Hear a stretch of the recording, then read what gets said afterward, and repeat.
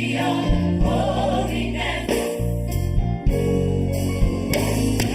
Come, let us worship the Lord in the beauty of holiness. Give him the honor, give him the praise. Come, let us worship the Lord. Let's give him the praise.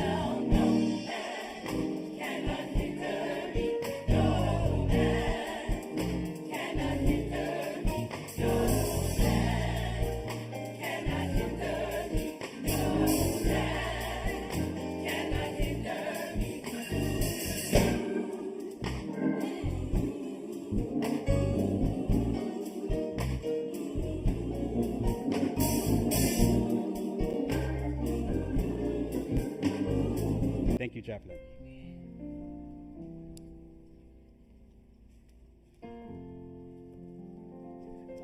Praise the Lord, praise the Lord, praise the Lord, everyone. We are so glad that you are here. How many people know that this world is absolutely cruel and cold? There is no peace for your soul, but I want you to know that you are in a secret place. The secret place of the Most High God is the presence of God. You are in His sanctuary. So may you be blessed as you are reminded to be in this secret place. Was it? That's only 76.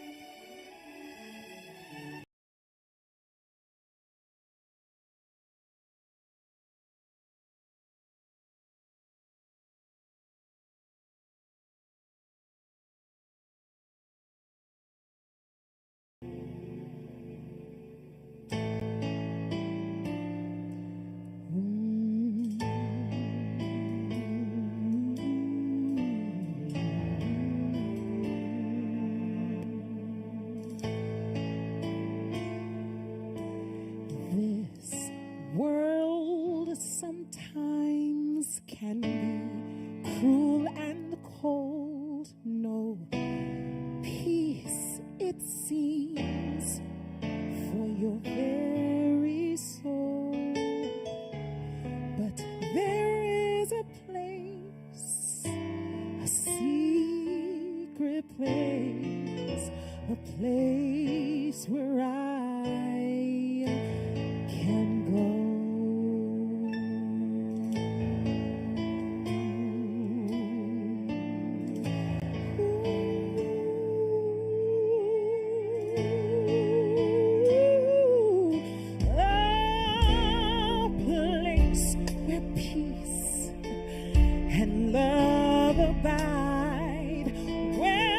Justice reigns and God resides. There is a place, a secret place, a place where you and I can go. For you shall hide me in your tabernacle. tabernacle from all the rain and the storms, and even when my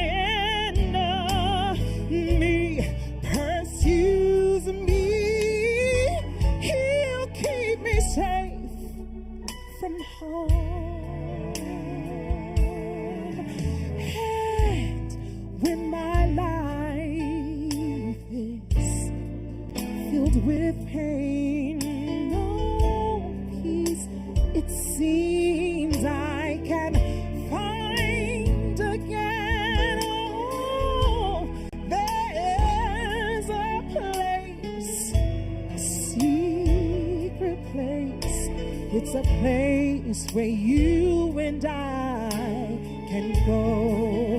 For you shall hide me in your tabernacle from all the rain and the storm. And even when all my enemies, they are pursuing me, you keep me safe from all that harm. Oh, there is safety in his tabernacle. Oh, I want to go. There is so much protection in the word of God and in the safety of his arms. Oh, Lord, take me there. I want to be where you are. Oh, hide me, Lord, in your tabernacle. I know I need to go before you, Lord. Hide me, Lord. Hide me, Lord. I want to be where the devil can't do me no harm. Take me, Lord, where you reign. Hide me safely in your dwelling place.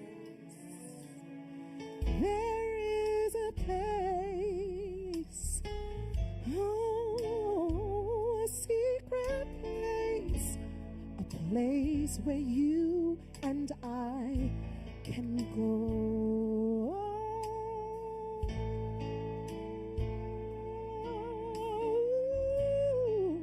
I want to go. Don't you want to go? I want to be safe in his arms.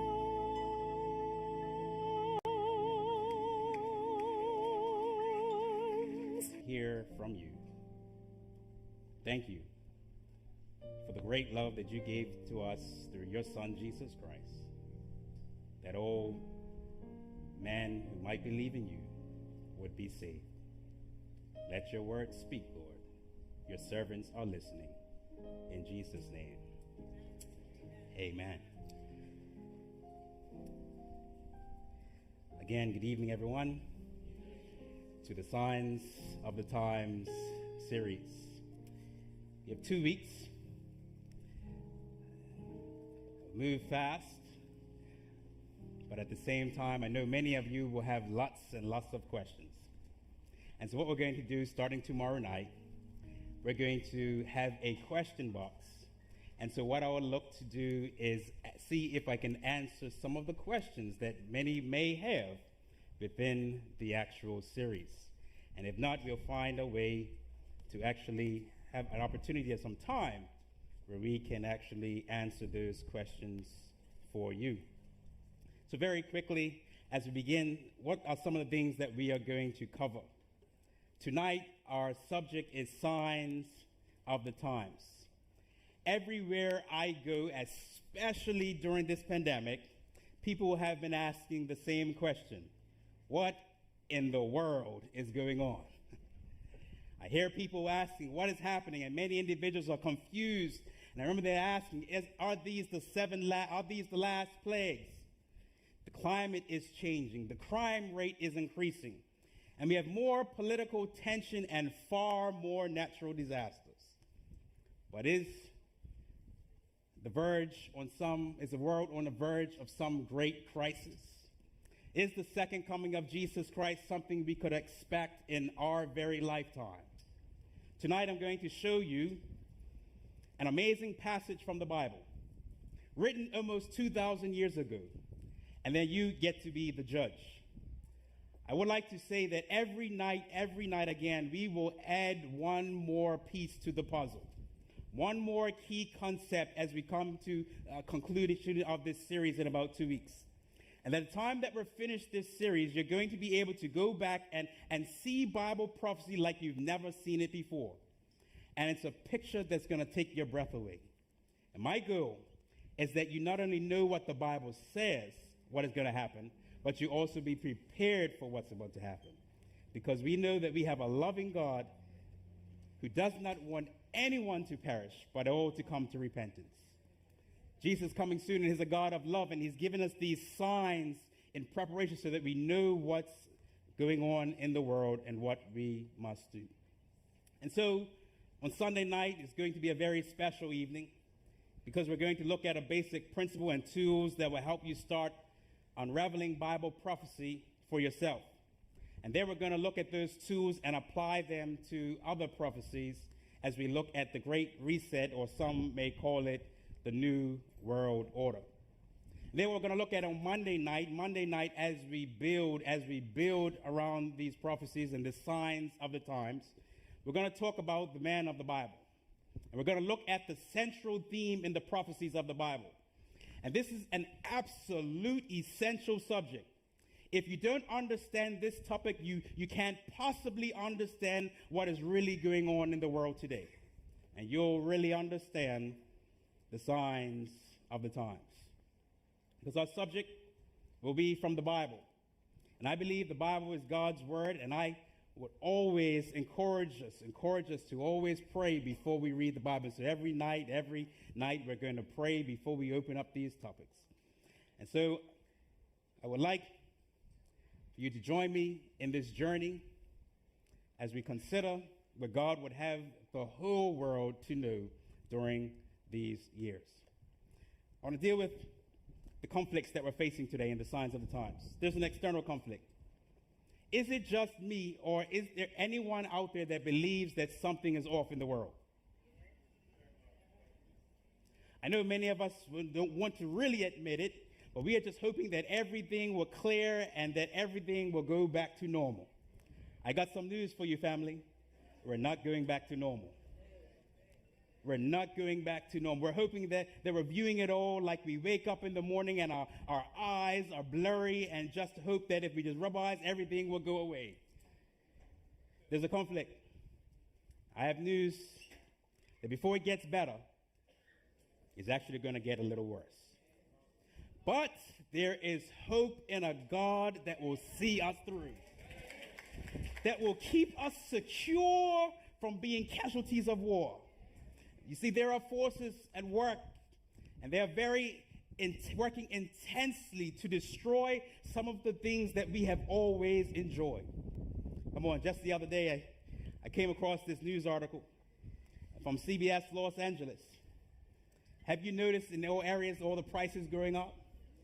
You see, on May 31st, 2022, they said the gas prices in Southern California continue to rise all-time highs, surpassing the $8 per gallon mark. In the United States, $8 per gallon.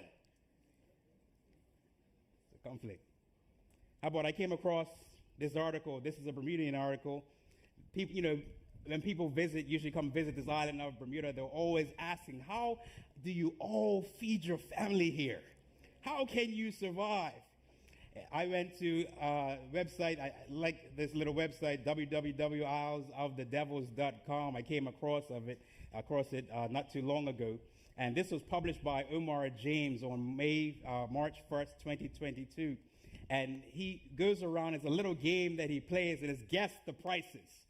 And I believe he was at Modern Mart on Front Street, and he went around and they had to guess the prices. And they saw coffee was $8, this fig bar $12. Have you all been to the store? A pound of strawberries for $12. I don't know what it is. This was in March. I don't know what it is today. I stopped buying strawberries.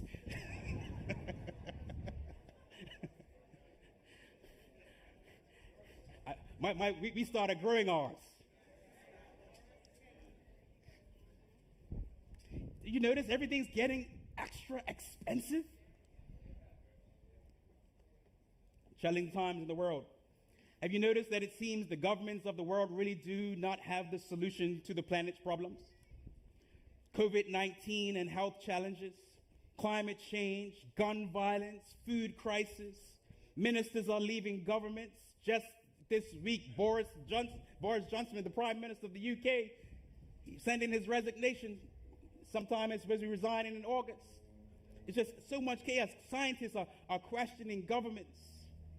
Social media seems to be causing more harm than good. And then there's philosophical conflict. This has been stressful, family, the last 2 years, I can imagine. I've heard from some of you. Today we've been filled with so many problems. The issues that have been going on since 2020, COVID-19, the issues have caused chaos in our social lives and the political arena. Worship gatherings have been abnormalized. Our holiday seasons, there's times we used to meet with the families, they have been disrupted. Education systems, it's happening to everyone. As a matter of fact, I remember, COVID-19 hit, and I have my wife and I married going on September for 20 years. Amen. We have, I saw her here, she must be over at the children's tent. We have 3 children, Yasmin, Soraya, and Josiah, 16, 15, and 8. And we brought our children in a certain way, especially Josiah. Our children are away in school. And my son, Josiah, we used to say only 2 hours of technology a day. Up to 2 hours a day. That's TV and technology. When COVID hit, it felt like he was not on technology for 2 hours a day. That's a little exaggeration, but still. Things changed. The normalized things of your life just changed. Things became very difficult. But I'm so glad that we have a God who has made a way of escape for us during this time. And so, as we listen to what God has to say, there's a story in the Bible where Jesus is walking past the temple with his disciples. And as they look at the magnificent building, the disciples' heart begins to swell with pride. Look at this building, Jesus. It is proof positive that God is with us. Jesus stops and looks, and then he says something that really bothers them. And what he says sets the stage for understanding the course of world history. In Matthew 24:2, it says, "Do you not see all these things? Assuredly, I say to you, not one stone shall be left here upon another that shall not be thrown down." Jesus was absolutely right. 40 years later, in AD 70, a group of known zealots tried to forcefully get rid of the Roman occupation. And they staged a violent uprising, and so the Romans responded with force. A Roman general by the name of Titus moved into the city, and he began to defeat the zealots. So the zealots ran into the temple to hide, and at one point there were hundreds of them in there. From what we can tell, a Roman soldier threw a lit torch into the temple, a building that was full of cedar, and before you knew it, the temple became a raging inferno. Titus actually tried to save the temple. He thought it was pointless to destroy such a beautiful building, but it was far too late. The gold in the temple melted and ran into the cracks between the stones, and after the fire went out, Roman soldiers literally dismantled the temple trying to get the gold. And as prophesied by Jesus, and not one stone was left upon another. This is why we can believe in the Bible. We can believe in the Bible. As a matter of fact, this is Roman. They didn't believe in God. They didn't believe in the Bible. Today in the city of Rome, there's a commemorative arch on the edge of the Roman Forum known as the Arch of Titus. And if you look inside the arch, you'll see Roman soldiers carrying away the 7 branched candlesticks from the temple in Jerusalem. The temple fell exactly the way Jesus predicted. I want to build your faith in the Word of God, family. When the Word of God says something's going to happen, it's going to happen. Not one stone will be left upon another. And of course, that really, this really, Jesus come and really bother the disciples. How in the world can this be? If the temple falls, they thought this has to be then the end of the world. And they came to Jesus with this question. Now, as he sat on the Mount of Olives, the disciples came to him privately saying, "Tell us, when will these things be, and what will be the sign of your coming and the end of the age?" Lord, if the temple falls, that must mean the end is coming, is what they're saying. It must mean that you're about to set up your kingdom. So we want to know when that's going to happen. Please give us a sign. Now listen carefully to what Jesus says next. Because not only did this bother the disciples, but it has bothered the world for almost 2,000 years. And Jesus answered and said to them, "Take heed that no one deceives you." Here we go. This is now where we fill in our study guide. Here you have your study guide. This is question number 1. When disciples voiced their concern about the future, what advice did Jesus give them? Question number 1. That no one deceive you. Let no one deceive you. Take heed that no one deceive you. You can fill it in. This is a very important word. It's a key concept in Bible prophecy, and you're going to see it come up again and again. God says that before Jesus comes, there's going to be a lot of confusion in the world, and you and I are going to have to be careful. You don't want to take people's word for things. You want to be sure you know what God says. Let no one deceive you. Why? And here he goes. For many will come in my name, saying, "I am the Christ," and will deceive many. And you will hear of wars and rumors of wars.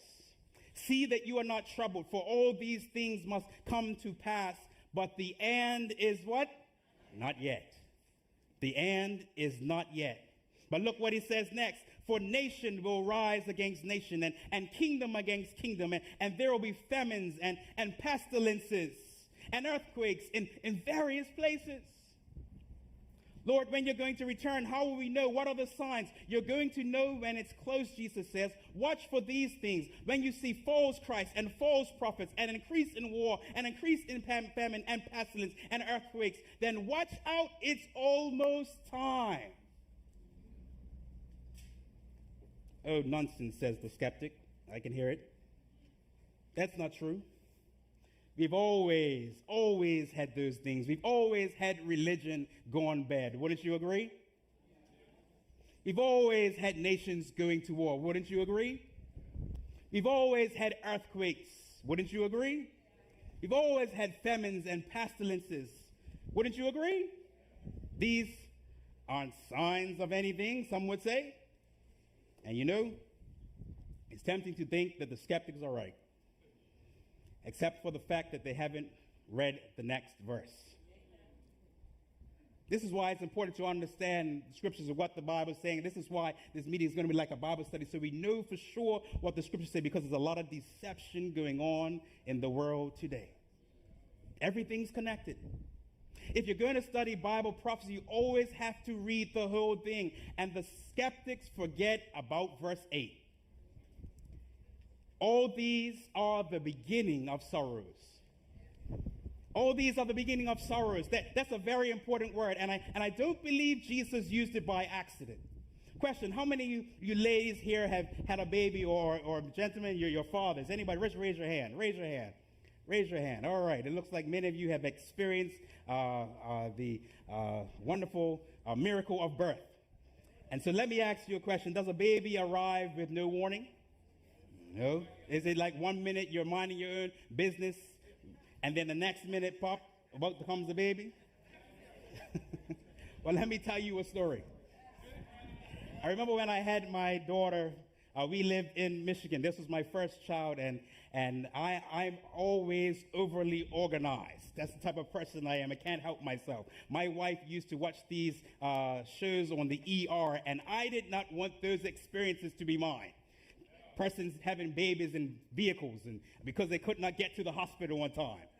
I said, I did not want that to be my experience. And so I remember when we went to the classes, and I remember they told us about the contractions, and they let us know that, when it comes to about this time, this is when you can get to the hospital. And I remember my wife, she started having contractions, now started 10 minutes apart. 10 minutes apart. And it was in the winter, and we were in a winter snowstorm in Michigan.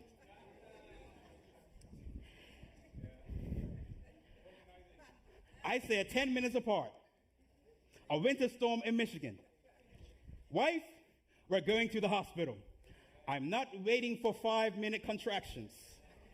And so I remember we were maneuvering through, 30 minutes felt like it took about 2 hours to the hospital in the snow. And I remember I was thinking, please, the contractions started coming a little bit closer. And I started thinking, please do not have the baby in the car.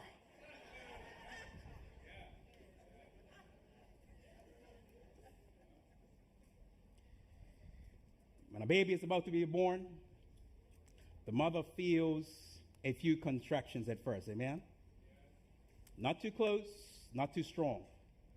But then the contractions get bigger and far more frequent until it's obvious that you're out of time. Do you know that the word Jesus used to describe the signs of the times, which is the word sorrows, in the original language, it's pronounced odin. It actually means contractions.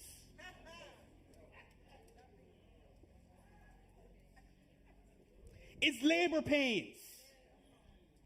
And so in your study guide, because this is very important, number 2, what does the Bible call these signs of the times happening before the second coming of Jesus Christ? Beginning of sorrows. Or you can put their contractions or labor pains. Jesus knows that we've always had war. He knows that we've always had famine and pestilence and earthquakes. But he's telling us that at this time they're going to be like contractions. At first they're few and far between. But as we get closer to the second coming, we're going to see things get faster and they're going to get stronger. Listen to me, family. Listen to me. Listen to me. Listen, the Bible is trying to teach us. The second coming of Jesus is one of the most important truths of the Bible and one of the most comforting. The New Testament alone mentions the return of Jesus 250 times. And the Bible is clear that Jesus is coming soon. And when he does, he's coming to take us home. And this is why what's taking place, he doesn't want anyone to perish. He said, let not your heart be troubled. If you believe in God, believe also in me. In my Father's house are many mansions. If it were not so, I would have told you. I go to prepare a place for you. And if I go to prepare a place for you, I will come again and receive you unto myself, that where I am, there ye may be also. Jesus wants to take us away from this sin-sick world. So let me ask the question. If Jesus warned us to look for contractions, how big are the contractions right now? Signs of the times. Signs of the times. How close are we getting? Now, I want to be careful and tell you that what we're not going to do. We're not going to try to pick a date for the second coming of Jesus Christ. Because the Bible is clear that we're not allowed to do that. Throughout time, many have made attempts. But the reality is, can we all know the day? Can we know the day and hour? That's our next question. Can we know the day and hour when Christ comes? What does the Bible say? Matthew 24:36. But of that day and hour, no one knows, not even the angels of heaven, but my Father. And so you'll fill in number 3. Can we know the day and the hour of Jesus coming? No one. No one knows the day, the hour.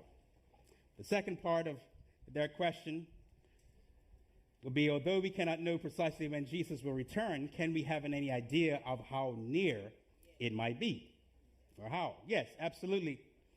We see what the scriptures let us know in reference to this very question. Now learn this parable, says Jesus, from the fig tree. When its branch has already become tender and puts forth leaves, you know that what? Summer is near. So although we cannot know precisely when Jesus will return, can we have an idea of how near that will be? Yes. Yes. And so number 4, though we cannot know precisely when Jesus will return, can we have any idea of how near it might be? Yes. Yes. Just like there are signs in nature, God has given us signs of the times. As a matter of fact, even in Matthew 24:32-33, he says also, so you also, when you see all these things, know that it is even at the doors. It's not far distance. Jesus is at the door when we see these things happen. And soon to burst into the Orion, and soon God is letting us know he's holding back the winds of strife so that all his people whom he loved, his creation, can be saved, that we will not perish but have everlasting life. And how do we get ready? That's what this series is all about. How do we get ready? And Jesus says in Matthew 24:36, no man knows the day or the hour, but we know it is near by the contractions that he is at the door. Now, some people say, okay, we may not know the day or the hour, but maybe we can know the year. Sure, nice try. But in Acts 1:7, Jesus tells his disciples that we can't know the times or seasons either. We're not allowed to do that. Exactly when Jesus comes, we'll know people. We'll know how we are as a people. The reason why Jesus does not let us know the actual time and the date of his coming, think about it this way. How many of you remember back in high school, if you had an exam going on, and you knew the exam was on a specific day? Probably not you, but I'm going to tell you about me. If you knew the exam was on a specific day, what did some of you start doing? When did most of you start studying? Let's put it. When did most of you start studying? So some of you are like me. I heard a month in advance. Overachievers. But if you're anything like me, who for some strange reason, those very organized as well, loves to procrastinate, it'll be the night before. But think about it. If people knew exactly when Jesus is going to come, a lot of people are going to be tempted to wait to what? To wait to the very last minute. Yeah? But with God, this is the way to understand. With God, it's about a relationship. With God, it's about a relationship. It's not just some legal agreement. It's a relationship. And you can't really build one in 6 minutes. It's the work of a lifetime. And so God doesn't tell us. He wants us to be ready now, today. So we can't pick dates, but we can get a sense of what's going on. Christ wants us to be in relationship with us now, so that we can also experience, even when there are challenging times, a little heaven on earth. Because let me tell you, family, it is about to get worse. And those who are not in relationship with God are going to have a very difficult time. And that is why God is telling individuals to come now. Now. So that even there's a storm, you can have peace in the middle of the storm. I don't know about you, but I had great peace during this pandemic. I had great peace during this pandemic because I knew what was happening. I knew what to do. And that's what God wants for all his creation. And this is why he's giving us his word. In verse 32, Jesus compares the signs to a fig tree in springtime. And when the leaves come out, you know that it's almost time for summer. When the contractions get bigger and stronger, you know that Jesus is almost here. So tonight, let's quickly look at the contractions. Signs of the end. I want you to notice Jesus gives us 3 types of signs to watch for. 3 types of signs to watch for. Signs in the religious world, signs in the political world, and signs in the natural world. Let's start with religious signs. Signs, stuff that Jesus told us to watch out for in the religious world. Listen to what Jesus says in verse 5 of Matthew 24. For many will come in my name saying, I am the Christ, and will deceive many. I want you to notice that there goes that word deception again. And so, how many people will be deceived by false Christ? Many. Many. And so, under that section, and signs in the religious world, I would like for you to fill out false Christ, saying, I am the Christ. And he continues also and says, false prophets. Say, for false Christ and false prophets will arise and show great signs and wonders so as to deceive, look at this text, if possible, the very elect.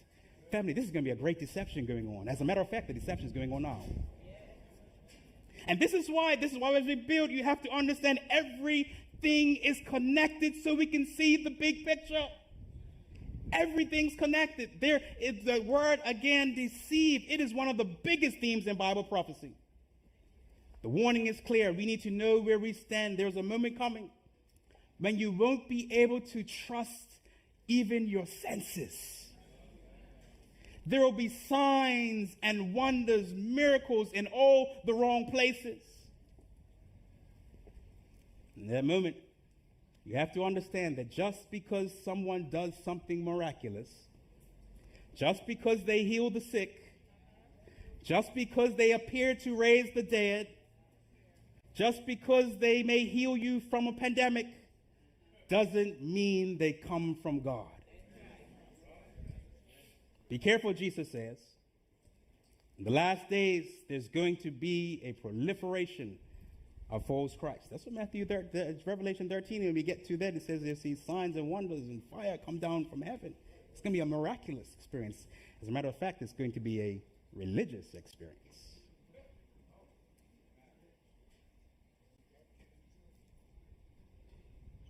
You know, over the centuries, there have been 1 or 2 individuals, some may call them crazy, they claim to be Christ. But in recent decades, have you noticed how bad it's become? Let's just look back a few decades. Look at the 1950s. Just a few decades ago, you had Sun Myung Moon. It's a Korean preacher. And he started the Unification Church. Maybe you've seen in pictures their mass weddings where thousands of young people get married all together at once. It seems like it was harmless until you start listening to his sermons. And this one who calls himself Reverend Moon claimed to be the second coming of Jesus Christ. And he claimed that he was to finish Jesus' unfinished work. And he said that God is living in me, and he said, I am the incarnation of God himself. Then you heard probably of Charles Manson. 1969, Savage Messiah, who managed to convince a group of young people in California to murder the actress Sharon Tate in cold blood. And it was such a brutal murder that authorities bulldozed the house. And today there's a massive new home in the same spot, but nobody will buy it because it was just so awful. But this is how many people don't know what Manson was actually trying to do. He actually started a race war. He was trying to start a race war. He wanted people to blame the black community for the murder. And he was hoping that it would actually lead to the Battle of Armageddon. And then when that happened, he would step in and save the world. He believed at that time he would be the Messiah. Some of you heard of Jim Jones, 1970s. From People's Temple. He started in San Francisco and eventually moved to Jonestown, Guyana. How many of you remember that? When the government wanted to fly and inspect what was going on, he talked the whole group into drinking Kool-Aid laced with cyanide. There was just one person in that final meeting, a brave old lady who stood up and said, "This doesn't seem right. This seems like something Jesus would not do." But nobody listened. And hundreds died. And I'm telling you, they didn't need to. If only they had listened to Jesus. Jesus' warning, do not be deceived. 1990s. You remember David Koresh? A young preacher by the name of Vernon Howard changed his name to David Koresh. Went down to Waco, Texas. Why did he do it? He picked David Koresh because he wanted to give his name after King David from the Bible. It's another way of saying Cyrus, the Persian general who liberated the children of Israel. And he believed that he was another coming of Christ. In fact, he said he was a sinful Christ. And the first time Jesus came, he said he had to be pure and sinless. But now he, David Koresh, had come to live a sinful life, and he came to experience the depths of sin for everybody.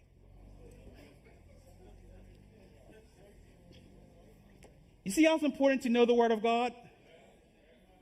That's why the devil wants us to get away from the Word of God, because if we can take the Word of God out of everybody's hands, they will be deceived. Many will be deceived. If possible, even the very elect. Of course, you saw Marshall Applewhite, the Haley-Bopp comet. Many people died because they believed that they killed themselves and they will go into this saucer and they'll make their way into heaven. These are the things that have happened, but so many people died, but they did not have to die. I could go on with the Order of Solar Temples of individuals, Benjamin Cream. We can go on. We have Inri from Brazil. We have Moses Halloween from South Africa. We have Jesus Mataoshi from Tokyo. We have Jesus of Kaitwe from Zambia. We have Vissarayan, who's from Russia. Folks, here there have always been one or two individuals that claim to be Christ, all throughout history. But right now, there are hundreds and hundreds of them, just like Jesus predicted. And that's bad enough, because people are getting hurt. But the Bible doesn't talk about false Christ in the last days. It also predicts religion going bad. And listen to the words of Paul as he warns Timothy about the last days. He says, in the last days, perilous times will come. And this is where you fill in. What did he say? And said next, what did the Apostle Paul write about the spiritual condition of the world in the last days just before Jesus returns? In the last days, perilous times will come. For man will be lovers of themselves, having a form of godliness, but denying its power. This is a passage we may come back to, but I want to just look here just for a quick second. For the past 20 years, Barna has been tracking the percentages of people who hold on to Christianity. And they have recognized that there's a prevalence of social media screens in our society, and as a result, we're seeing the acceleration of ideas and beliefs and practices that are out of step with God and they're revealed in His Bible. It says atheism is actually on a major rise, especially with our young people, Just a few years ago, they took a survey, and they gave a few statements and asked if people agreed or disagreed with them. These are for Christians. Remember, this survey is for Christians. And look what Barna says. Question number 1, he says, God is the all-powerful, all-knowing creator of the universe, creator of the universe who rules the world today. And so, is that true or false, Christian? That God is the all-powerful, all-knowing creator of the universe who rules the world today. Hey, would you agree? Well, guess what? 78% said yes. And that's pretty good. But remember, these are self-professing Christians. These are people who believe in God and the Bible. It should have been 100%. Question 2, Satan is not a living being, but is a symbol of evil. 59% agreed or strongly agreed. That means only 41% of self-described Christians believe in the devil. Only 41%.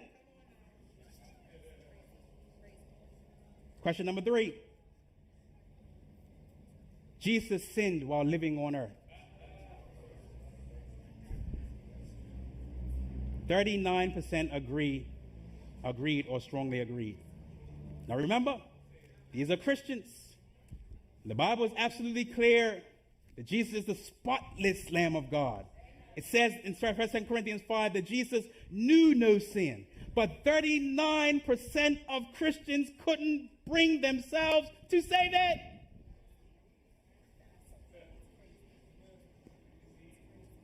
Finally, the Holy Spirit is a symbol of God's power or presence, but is not a living entity.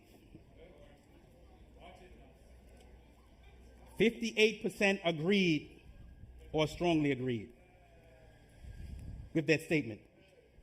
58% are no longer clear on the triune nature of God, even though Christians have been absolutely consistent about it for 2,000 years.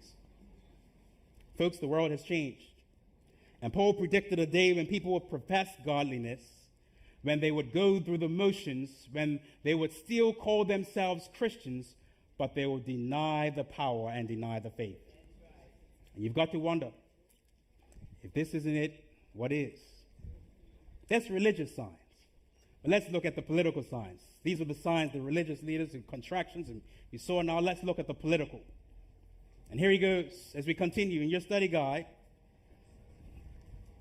You're right there, what it says, and you will hear, this is political, and you will hear of wars and rumors of wars.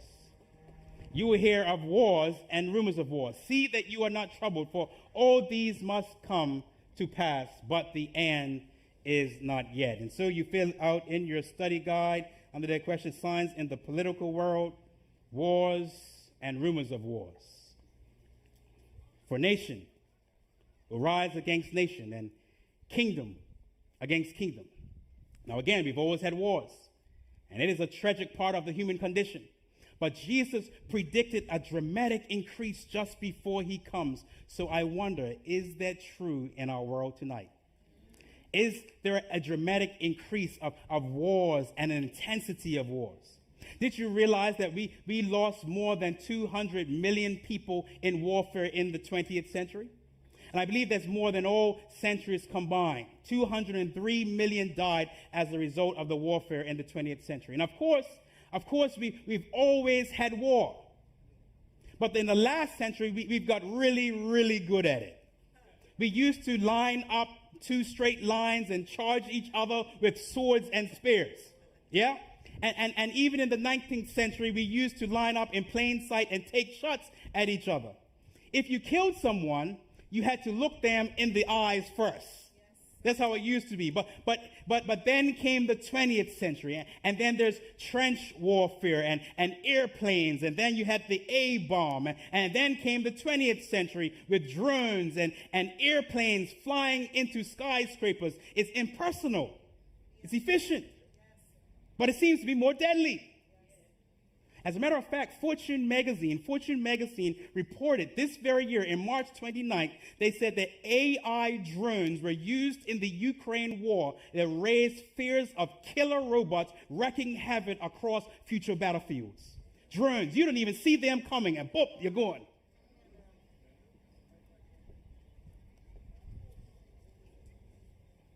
You know, back in the 1800s, a godless philosopher by the name of Nietzsche declared that God was dead. But then he said if the human race accepted that, if they chose to believe that God was dead, the 20th century would be the bloodiest century of all. And he was absolutely right. And the 21st century was even worse than that. So, according to the Council of Foreign Relations Global Conflict Tracker, there are currently 27 ongoing conflicts worldwide. Right now, even in the United Nations, 193 member nations is party to a territorial trade or other international disputes. Every single one. And there are 8 countries with known nuclear weapons have enough warheads to kill off the human race 50 times over in less than an hour.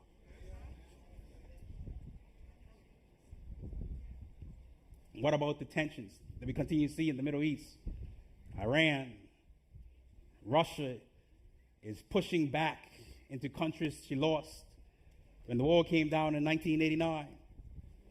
We've had dictators over South America, countries. We've got China and even North Korea itching for a war that she insists is not over. The world is rolling the dice right now on China and Taiwan. And let me ask you, what would it take to start World War III? How much would it take for the pot to boil over? Every generation has been absolutely certain that we would end the wars and bring the world to peace. And every generation has been wrong. That's why it's important for you to come tomorrow night. We're going to show you some things. God tells us exactly what's going on today. And it's trying to tell us exactly what's happening. And no generation, family, no generation has been more wrong than ours. Yes, sir. How much would it take? You don't think this is going to happen? A final financial meltdown. The Bible speaks to that also. In James 5:1-3, come now, you rich, weep and howl for your miseries that are coming upon you. Your riches are corrupted and your garments are moth-eaten. Your gold and your silver are corroded, and their corrosion will be a witness against you and will eat your flesh like fire. You have heaped up treasure in the last days. See, according to this, the recession of 2008 was just a warm-up. And so the Great Depression, for the matter of fact. But what the Word of God lets us know, we're going to have a major economic crisis at the end of time. As a matter of fact, they started to talk about it. And so these are political signs. But that's not all. Jesus has signs to watch for. He says natural signs.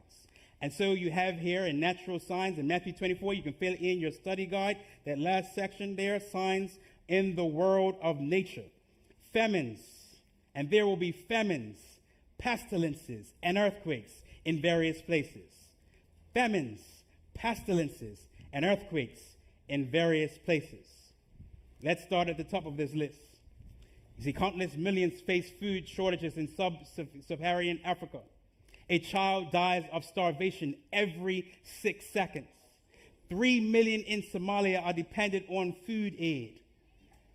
Countless millions face food shortages around the world. And nearly 250 million are on the brink of a famine. War is, of course, tipping the fragile world toward mass hunger. As a matter of fact, the UN General Secretary, Antonio Guterres, he has warned on May 18th, he has warned that the coming months threaten the specter of a global food shortage that could last for years. Never had this conversation before. A global food shortage. And it's likely the war, as the law drags on, is going to get worse. As a matter of fact, you remember seeing in the reports last year in the newspaper. Here's Zachary Manaz, he's the manager of Lindo's group of companies. He says that it is widely accepted idea that we have a cost living crisis. Inflation is hitting every community. 2021, he says, we experienced minor delays as shipping companies were unable to procure truck drivers to meet delivery times. What happens if ships don't make it to Bermuda?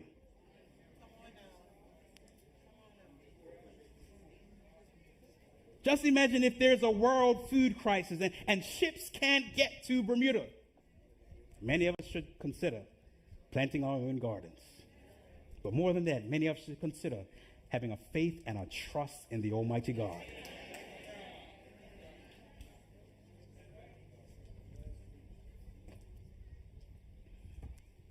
More than 100 billion are without basic nutrition. 4 out of 5 people are born into families that cannot afford or feed themselves. And even though we have more wealthy people than every previous generation, you and I have more people that are hungry. And when you even turn to Matthew 25, you'll see that Jesus takes that very seriously. There comes a moment when he asks, why didn't you feed me? He says, but Lord, when did we see you hungry? When you saw these starving people, that's when. It's one of more signs that the contractions are getting bigger and Jesus is about to be here. And he mentions, of course, pestilence. Pestilence. Pandemics. We've had I'm not even going to try to say that word. Spinal meningitis, Black Plague, Ebola virus, tuberculosis, SARS, the West Nile virus, mad cow disease, H1N1, you'll remember. And of course, what we still are involved in this very day, COVID-19. Think about it. The last couple of years, we might have conquered polio and smallpox, but it seems like we're slowly losing the war on COVID-19. The scriptures let me know that it does not matter how many, listen to me, family. The scriptures let me know that it does not matter how many medical interventions man will come up with, pestilences will increase. Let me say it again. It does not matter how many medical interventions humans come up with, how great they may be. Pestilences will still increase, and guess what? It would actually get stronger. It was not over yet. As a matter of fact, Bill Gates is only confirming what God has already said. Bill Gates says in May 2022, Bill Gates says there's way above a 5% risk we haven't seen the worst of COVID-19 pandemic. Well, he was the one that kind of called the pandemic. Many people have died, over 6.2 million people globally as a result of, what we'll say, the pandemic. And Gates, a long-standing advocate of the pandemic, tried to prepare the world in 2015. But we also see the WHO says, look what the WHO, the World Health Organization, COVID-19 is not necessarily the big one. This is what the WHO said. I've been following them for a while, and this is what they said in 2020. And so everybody says, oh, we'll be out in 2021. I kept saying, this ain't over. 2021, 2022, I said, it's not over. As a matter of fact, WHO says this is not necessarily the big one. And I'm telling you, family, it's not. It's a bigger one coming. But let me tell you what that bigger one, the bigger one's not for God's people. The bigger one is for all the wicked. Because God's people, when that big one comes, my Bible lets me know that God's people will be protected. That's what they're preparing for. That's the big one. That's the big one. And that's why in Psalms 91, it says, those who live in the shelter of the Most High will find rest in the shadow of the Almighty. This I declare about the Lord. He alone is my refuge, my place of safety. He is my refuge. I trust in him, for he will rescue you from every trap and protect you from every deadly disease. This is what they're preparing for the big one. Psalms 91 is telling us what's going to happen during the big one. He will cover you with his feathers. He will shelter you with his wings. His faithful promises are your armor and your protection. Do not be afraid of the terrors of night, nor the arrow that flies by day. Do not dread the disease that stalks in darkness, nor the disaster that strikes at noonday. Though 1,000 fall at your side, 10,000 dying around you, those evils will not touch you.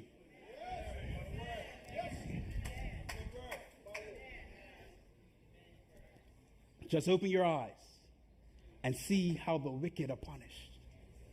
The seven last place is not for God's people. He doesn't want anybody to perish. But the winds of strife are about to get loose. And this is why he's telling man, there's a signs. He says, please come into the area of shelter so that you can be safe. The big one is coming. The big one is coming. But all of God's people will be protected.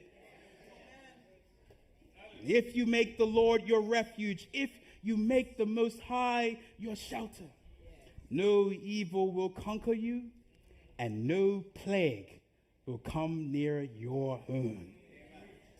Come on, y'all. For he will order his angels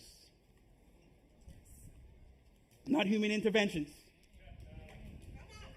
Spiritual interventions. Some spiritual beings that you cannot even see. They'll protect you from the pestilence. And they'll protect you wherever you go. They will hold you up with their hands so that you won't even hurt your foot on a stone. You will trample upon the lions and the cobras, and you will crush the fierce lions and the serpents under your feet. The Lord says, I will rescue those who love me. I will protect those who trust in me and my name. When they call me, I will answer. When they call me, I will answer. When they call on me, I will answer. I will be with them in trouble. He did not say we're not going to go through trouble. Who's telling you that? That's a deception. We will go through trouble, but he says, I will be with you in the time of trouble. I will rescue and honor them. I will reward them with long life and give them my salvation. That's the God that we serve. That's why these messages are important. God is getting us ready for the big one. And then you have earthquakes. Earthquakes can be kind of a contentious subject because different people read the data differently, but no matter how you define a serious earthquake, if you go back 2,000 years, you'll find an interesting pattern. A friend of mine went to a geological library a few years ago and started to make a list for the leading big earthquakes. This says magnitude 7 or more, the kind that knock down houses and cause lots of death. Here's what they found. In the first 300 years after Christ, there was only one.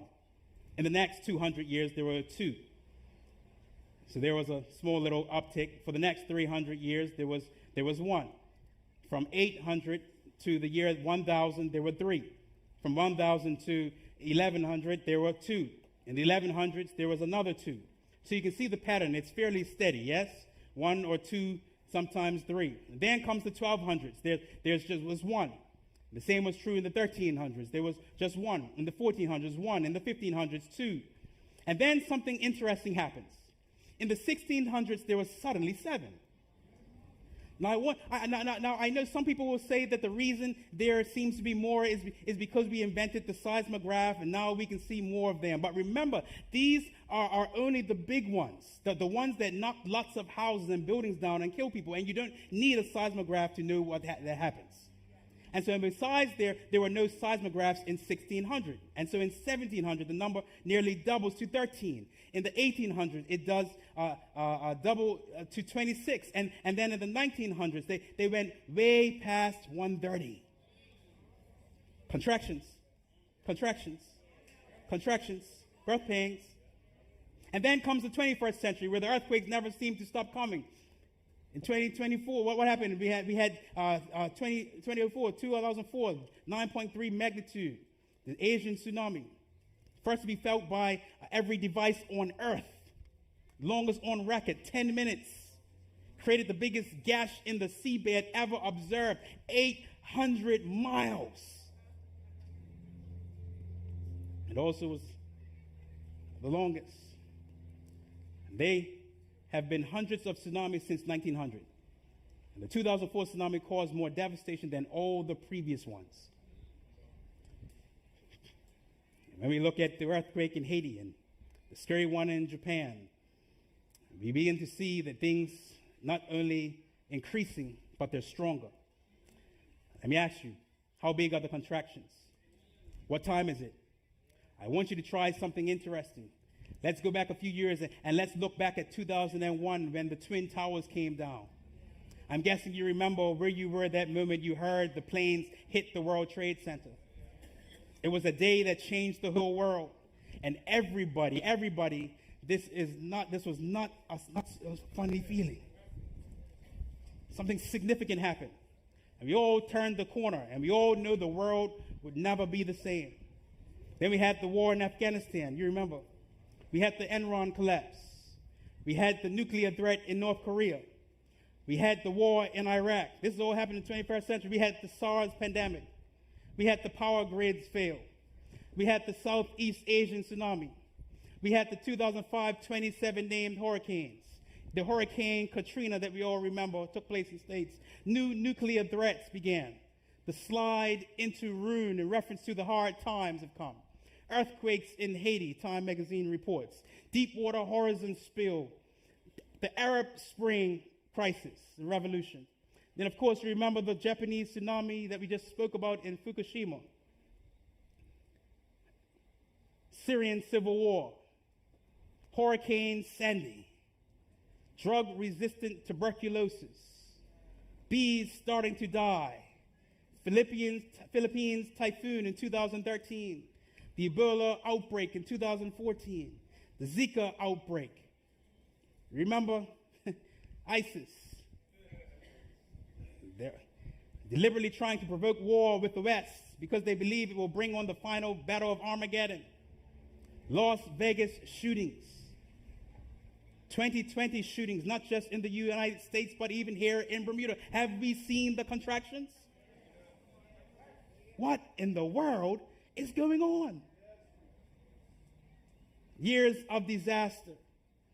Of course, the coronavirus. And of course, the next scene up, climate change. The next great crisis on planet Earth, climate change. And what time is it? And what should we do? We know the time and what it is that we should do. In your study guide, on number 6, the counsel that Jesus gives us for being ready for his coming. To those who do not believe, he says believe, but to those who will believe, he says watch therefore. Go ahead. And pray always that you may be counted worthy to escape all these things that will come to pass and to stand before the Son of Man. So what counsel does Jesus give to us to being ready for his coming? Watch and pray. Watch and pray. And although we live in perilous times, what should be our attitude be as we see the signs Jesus taking place all around us? And Luke 21:28, your last item you can fill in as we begin to close. Luke 21:28, he lets what instruction did Jesus give? He's now when these things begin to happen. When these things begin to happen, what should we be doing? Look up and lift up your heads, because your redemption draws nigh. Jesus is coming soon. See, these things are revealing, no, Jesus is coming soon. And what will be revealed in this series is a time for you to be full of peace and knowledge of God's love. What is happening is the good news for all of us, of course, who will be saved, that Jesus is coming soon. But the enemy, he knows that time is running out. And like a game of overtime, he's being extra aggressive. And this is why you're seeing so many things happening even all around you, even in the midst of your own life. He's extra aggressive. But it says, look up, lift up your heads. Your redemption draweth nigh. He asks you a question, what time is it? How big are the contractions? All these things, Jesus said, are the beginning of sorrows. And then he gives us one more sign to watch out for. That's why it's no accident why we are actually here today. The greatest sign of it all, family, he says in Matthew 24:14. And this gospel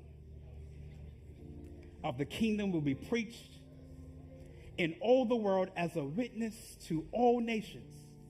And then the end will come. All nations.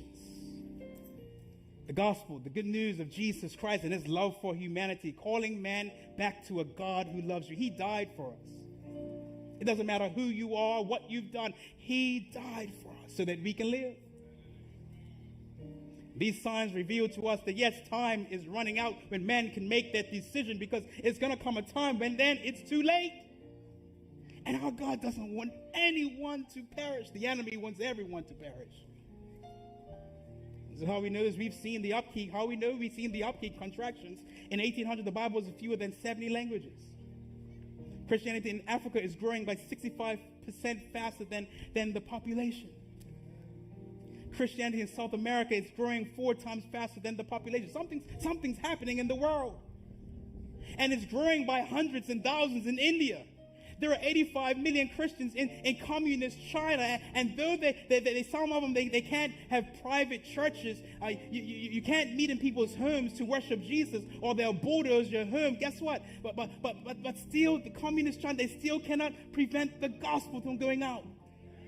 No government on earth has ever been able to stop the unmatched love of Christ. And just like Jesus predicted, the gospel reaches the furthermost parts of the globe. That Jesus said that there is a loving God. And he wants to know who you actually is. Some of us may be confused, but we're going to set the confusion. We're going to make sure that you clearly understand who the loving God is, so that you are not deceived, because there's deception on the horizon. Right on time, right on schedule, Jesus is going to come. But of course, you've got to ask, why all the devastation? Why would God allow it? Why does he let this planet fall apart? Well, think about it. God didn't ruin the planet, we did. What we're seeing all around us is the consequences of a planet that untethered itself from the Creator. And that's why God has promised a new world. Oh, don't miss tomorrow's message. A new kingdom. One that will last forever, because everybody's trying to create a new world order. But there's only one new world order that's really coming. They can do all just so you can see what's happening in the world. What's going on in the world? That's why you need to be here tomorrow night. You'll see exactly what's going on in the world. Because God's about to set a kingdom that will last forever. And I suspect he's letting this one fall apart so that we can stop putting our hopes in this place. Getting too comfortable. He loves us. Look, I know that life is painful. I know that the planet isn't the only thing that's falling apart. Some of you things are going wrong in your life too. The people you thought you could count on, they let you down. The money you thought you'd have for the future, maybe it's all gone. And you know it will never be enough. Maybe right now your marriage is falling apart. Maybe you just lost your job, or your health is starting to fail. Maybe you know what it means to lose things. I want you to listen carefully to the words of Jesus. A woman, when she is in labor, has sorrow because her hour has come. But as soon as she has given birth to the child, she no longer remembers the anguish. For joy that a human being has been born into the world, therefore now have sorrow. Therefore you now have sorrow, but I will see you again, and your heart will rejoice, and your joy no one will take from you. You see, the birth pains aren't going to last forever, friends. And God makes the promise. When Jesus comes, it's like the birth of a child. You're going to forget the pain. You'll barely remember the contractions. Because at long last, you'll actually be with Jesus. And because the kingdom of Jesus never passes away, nobody's ever going to take that joy from you. The question is, are you ready for Jesus to come? And if not, then what is standing in the way? The Bible says, God is holding back just a little while longer, just so that no one will perish. Everyone would have an opportunity to come to Jesus. Somebody needs to know Jesus. Maybe you're watching by way of online.